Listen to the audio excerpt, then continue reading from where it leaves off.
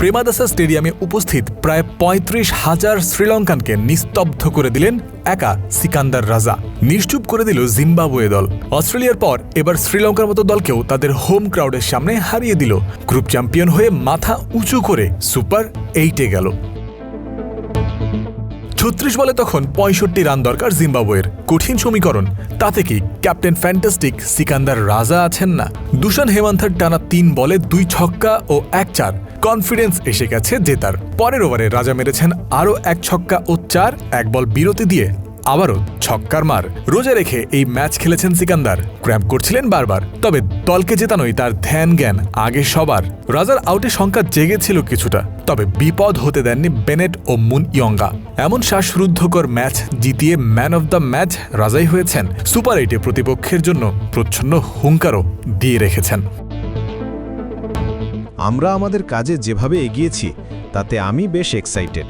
আমরা এখন পর্যন্ত অপরাজিত, কিন্তু আমার মাথায় এখন শুধু পরের ম্যাচের চিন্তাই ঘুরছে। অধিনায়ক হিসেবে ভালো অবস্থানে থাকাটা ভালো, কিন্তু আমি অন্তত আজকের রাতটা উপভোগ করার চেষ্টা করব।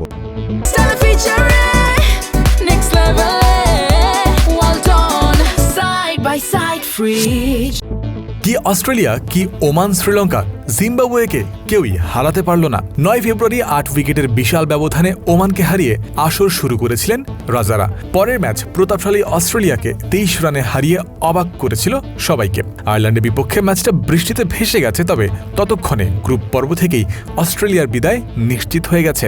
আর বৃহস্পতিবার সিকান্দার রাজার দল আবার ভেলকি দেখালো স্বাগতিকদের নেইল বাইটিং ম্যাচে হারিয়ে।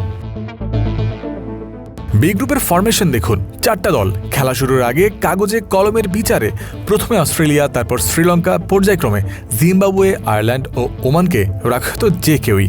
সবাই হয়তো বলে দিত বি গ্রুপ থেকে চ্যাম্পিয়ন হয়ে সুপার 8-এ যাবে অস্ট্রেলিয়া, দ্বিতীয় হয়ে কোয়ালিফাই করবে শ্রীলঙ্কা, খালি হাতে বাড়ি ফিরবে জিম্বাবুয়ে, ওমান আর আয়ারল্যান্ড। তবে ক্রিকেট যে গৌরবময় অনিশ্চয়তার খেলা, মাঠের খেলা দিয়েই হিসাব নিকাশ পাল্টে দিল জিম্বাবুয়ানরা। তাই বলে শুধু অঘটন বা আপসেট বলে জিম্বাবুয়েকে ছোট করার অবকাশ নেই এতখানি। শুরু থেকেই মাঠের খেলায় ডমিনেট করে নিজেদের অবস্থান নিশ্চিত করেছে। এমনকি বিশ্বকাপ বাছাইয়ের পর্বটাও তারা ধারাবাহিকভাবে ভালো করেছে। কৃতিত্ব তাই শুধু তাদের সৌভাগ্য, আর অজি লঙ্কানদের দুর্ভাগ্যকে দিলে চলবে না। সিকান্দার রাজাদের প্রাপ্য ক্রেডিট দিতে ভোলা উচিত হবে না।